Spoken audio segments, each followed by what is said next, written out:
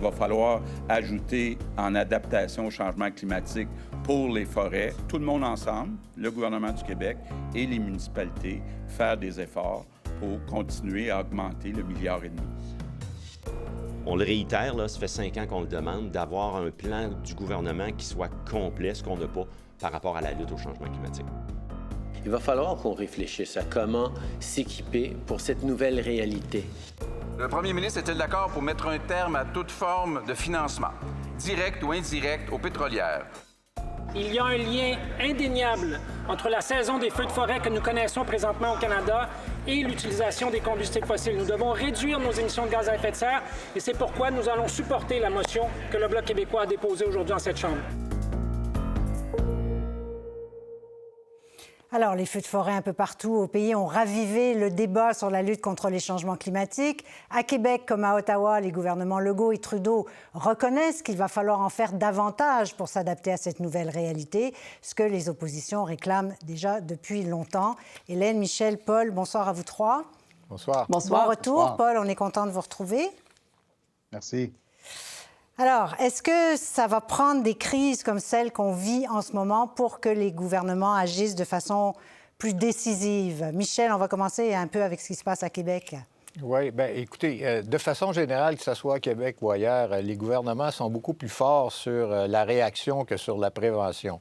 J'entendais M. Trudeau, là, juste il y a quelques secondes, qui nous disait il va falloir qu'on commence à réfléchir. Mais là, je pense que la réflexion devrait être assez avancée pour qu'on commence à agir. Mais honnêtement, d'une fois à l'autre, là, prenez par exemple la dernière crise sur le verglas. Hein? On avait dit il faut enfouir des fils, il faut acheter des génératrices pour les CHSLD. Ça n'a pas de bon sens. À ce que je sache, là, il n'y a pas encore eu d'achat massif de génératrices pour équiper les CHSLD. La même chose lors des inondations à Baie-Saint-Paul. On s'était promis toutes sortes de choses, avec sincérité d'ailleurs, mais les priorités se bousculent et à un moment donné, il y a un autre feu, au sens figuré du terme, qui s'allume quelque part et on change. Alors, d'une part, et l'autre question, c'est qui va payer là, pour cette prévention-là? Déjà, écoutez, on est encore en plein dedans, puis M. Legault et les municipalités commencent à se lancer la balle d'un côté ou de l'autre. M. Legault dit, écoutez, les contribuables sont déjà assez taxés, mais il y a de la marge dans les municipalités, puis les municipalités disent, écoutez, nous, déjà, on voudrait élargir, avoir d'autres champs de taxation parce que l'impôt fiscal, l'impôt, dis-je, foncier ne suffit pas à assumer nos besoins. Alors, personne ne veut payer, quoi. Alors, est-ce que malgré toutes les preuves qui s'accumulent et elles nous arrivent comme ça assez brutalement, on serait donc peut-être pas prêt encore à changer nos modes de vie, Hélène? Oui, je le pense effectivement qu'on n'est pas prêt. Michel a raison, on va d'une crise à l'autre, verglas, inondations, feux de forêt. À chaque fois, on fait des promesses un peu de Soulon qu'on oublie le lendemain dès que la catastrophe est oubliée. Autant à Québec qu'à Ottawa, les gouvernements croient à l'importance de lutter contre les changements climatiques, mais ils entretiennent l'illusion auprès des citoyens, des électeurs, que cette lutte pourra se faire sans perturber notre petit confort individuel. Et c'est là l'hypocrisie, je pense. Il va falloir à un moment donné avoir cette conversation d'adultes, de dire, écoutez, il faut changer profondément nos comportements individuels aussi. Bien sûr qu'il faudra s'attaquer aux pétrolières, mais ça ne pourra pas faire tout le travail. Et je pense, par exemple, à l'industrie automobile. Vous avez en ce moment le gouvernement fédéral et les gouvernements de l'Ontario et du Québec qui, littéralement, distribuent des dizaines de milliards de dollars pour faire s'installer cette nouvelle industrie automobile, mais électrique. Bon, bravo, on brûlera plus de l'essence, on va prendre de l'électricité à la place, mais on ne change toujours pas ce paradigme de l'auto-solo. On continue cette mauvaise habitude de Nord-Américains de s'attacher 2000 kilogrammes de ferraille sur le dos chaque matin avant d'aller travailler. Et cette ferraille, eh bien, elle coûte, elle est polluante à extraire, à transformer, à déplacer, etc. Alors, on est encore dans cette illusion qu'on peut faire cette lutte au changement climatique sans que ça nous affecte. J'ai beaucoup l'impression qu'on est dans le film. Quoi. J'ai un peu l'impression d'être dans le film Don't Look Up, quoi. Paul, alors pour votre retour, sujet quand même de polarisation là, sur le plan politique, toute cette lutte contre les changements climatiques. Oui, justement, Pierre Poilievre, le chef de l'opposition fédéral parle sur toutes les tribunes depuis plusieurs jours. Il n'a pas prononcé le mot changement climatique.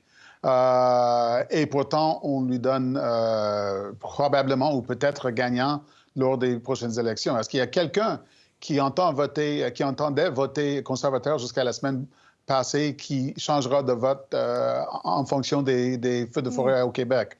Pas sûr. Mais non, c'est pas sûr. Mais il y a une autre vérité, une autre évidence. Si on roule à 100 000 à l'heure, puis on commence à freiner, on a beau freiner autant qu'on veut, ça va prendre une certaine distance. Les gouvernements agissent. Le gouvernement Trudeau a imposé le taxe carbone. Le gouvernement de François Legault, qui n'avait aucun plan sur le climat lors de son élection en 2018, vient d'aller chercher Michael Sabia pour la présidence d'Hydro-Québec et une politique de barrage nucléaire, éolien assez ambitieuse. Mais encore une fois, si on commence à freiner trop tard et s'il y a un mur devant soi, ça ne va pas forcément aider. Oui, malgré tout ce qu'on voit autour de nous et tout ce qui brûle autour de nous. Bon, j'aimerais qu'on parle maintenant de cette décision d'interdire la tenue d'un événement anti-avortement d'un groupe religieux qui est basé en Colombie-Britannique, au Centre des congrès de Québec. Une interdiction qui crée un malaise à l'Assemblée nationale. Il y a d'abord eu consensus sur cette question. Et puis, après réflexion, le Parti québécois et Québec solidaire ont décidé de reculer sur cette question. Alors, qu'est-ce qu'il faut penser de cette décision du gouvernement, Hélène? Bien, écoutez, c'est une très mauvaise décision et j'espère que le gouvernement reculera parce qu'on s'aventure sur une pente extrêmement glissante si le gouvernement s'arroge le droit de déterminer qu'est-ce qu'on peut dire et ce que l'on peut penser sur les lieux qui lui appartiennent. Pensons à d'autres cas de figure. Si la mairesse de Montréal, Valérie Plante, décrétait que nous n'accueillerons plus le Grand Prix de Formule 1 au parc Jean-Drapeau, qui est un parc municipal au nom des changements climatiques.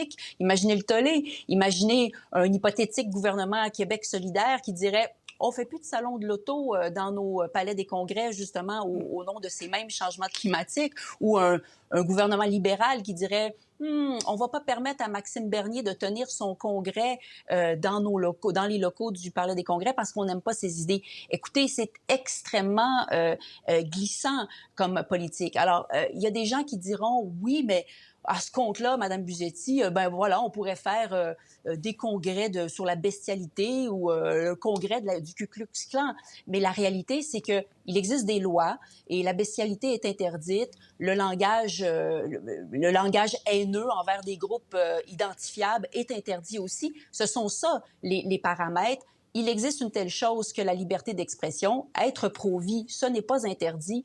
Donc, bravo aux autres partis qui ont su reculer.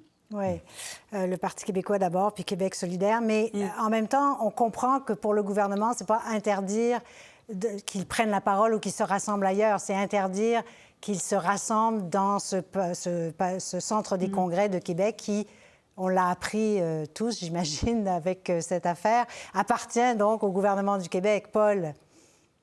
Oui, justement, je connais très bien ce centre des congrès de Québec. Je le fréquente depuis 35 ans. Je ne l'ai jamais pris pour un haut lieu de la pensée de l'État québécoise. Si des manufacturiers de vin ou des hôteliers veulent tenir un congrès, ce n'est pas l'État québécois qui prend une position. Et donc, ça aurait dû être assez évident que l'État n'est pas insulté par la présence de ces gens-là, que l'État n'a pas grand-chose à voir. Ce sont des salles qu'on loue. Comme Hélène dit, si jamais il y avait des extrémistes qui prônaient, je ne sais pas trop, la violence ou quelque chose de genre, il y a des lois spécifiques pour ce genre de choses. Mais évoquer l'état profond ou la philosophie profonde ou les caractéristiques fondamentales du Québec qu'on tire des airs